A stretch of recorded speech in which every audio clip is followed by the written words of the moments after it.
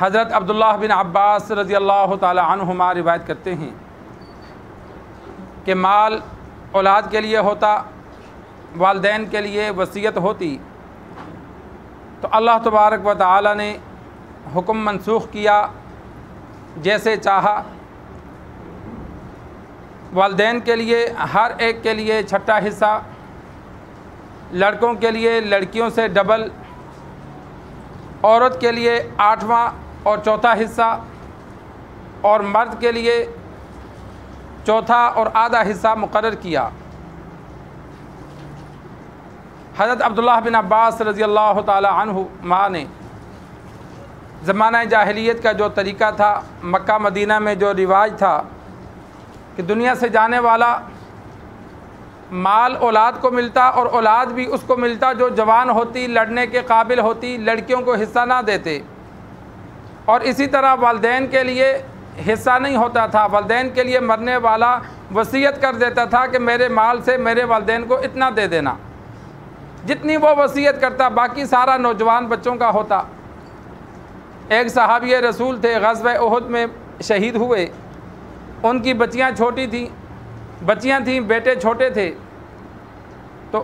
مرنے والے صحابی کے بھائیوں نے جائیداد پر قبضہ کر لیا، تو وہ ان کی بیوہ آپ صلی اللہ علیہ وسلم کے پاس آئیں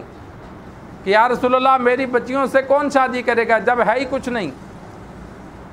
تو اللہ تبارک و تعالی نے وراثت کے احکام نازل فرمائے۔ جب وراثت کے احکام نازل ہوئے تو آپ صلی اللہ علیہ وسلم نے صحابی رسول کے بھائیوں سے حصہ لے کر عورت اور اس کی اولاد میں تقسیم کر دیا۔ تو اسی کو عبداللہ بن عباس رضی اللہ تعالی عنہما نے بیان فرمایا کہ زمانہ جاہلیت میں اولاد کو مال ملتا، والدین کے لیے وصیت ہوتی، تو اللہ نے یہ طریقہ ختم کیا، اللہ نے حصے مقرر کر دیے۔ مرنے والے کے والدین اگر موجود ہوں تو ماں باپ میں سے ہر ایک کو کل مال کا چھٹا حصہ ملے گا، اور اسی طرح اگر بچے موجود ہیں، لڑکیاں لڑکے دونوں ہیں، تو لڑکیوں کو سنگل ملے گا، لڑکوں کو ڈبل ملے گا، اور بیوی موجود ہے، اگر بچے نہیں ہیں تو بیوی کو چوتھا حصہ ملے گا، کل مال کا چوتھا حصہ بیوی کا ہے، اور اگر بچے موجود ہیں تو کل مال کا 8واں حصہ بیوی کا ہے۔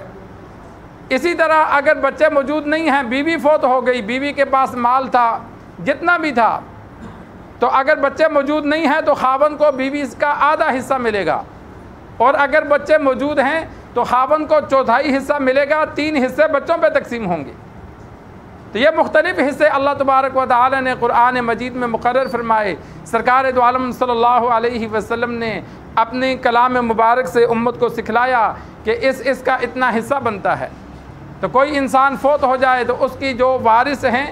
ماں باپ، بہن بھائی، اولاد، یہ لکھ کر انسان کسی عالم کو، مفتی کو دے دے کہ بھائی اس کی وراثت اتنی ہے، کیسے تقسیم ہوگی، اور جیسے وہ لکھے اسی طرح تقسیم کر دی جائے۔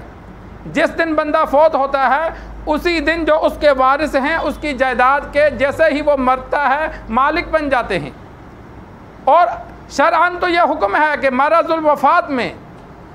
وہ مال کسی کو بیچ بھی نہیں سکتا، خرید بھی نہیں سکتا، صدقہ خیرات بھی نہیں کر سکتا۔ کسی مریض کو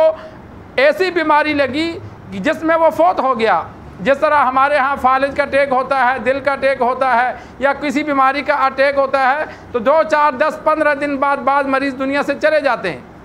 اب وہ 10-15 دنوں میں اگر وہ بولنے کے قابل تھا، سمجھنے کے قابل تھا، اگر وہ اپنا مال کسی کو دیتا ہے کہ یار یہ جگہ فلاں کو دے دینا، تو یہ مرض الوفات میں وہ کسی کو دے نہیں سکتا۔ اگر وہ مر گیا تو نہیں مرا تو پھر تو جس کو دیا ٹھیک ہے، اگر وہ ٹھیک ہو گیا، مرض سے گھر آ گیا، اور پھر اس کا لین دین سارا درست ہوگا۔ لیکن اگر وہ فوت ہو جاتا ہے تو شرعاً ایسی بیماری میں جس میں بندہ فوت ہو جائے اس میں لین دین کرنا، کسی کو چیز دینا، یہ درست نہیں ہے، اس لیے کہ اب وہ اپنا مال ورثاء سے آگے ہٹانا چاہتا ہے، اس لیے شرعاً یہ بھی معتبر نہیں ہے۔ جیسے ہی اس کو شدید بیماری کا اٹیک ہوا، مال اس کی ملکیت سے نکل گیا، وہ ورثاء کا بن گیا۔ تو ورثاء کے جو حصے مقرر ہیں، جیسے ہی بندہ فوت ہوتا ہے اسی وقت وہ مالک بن جاتے ہیں۔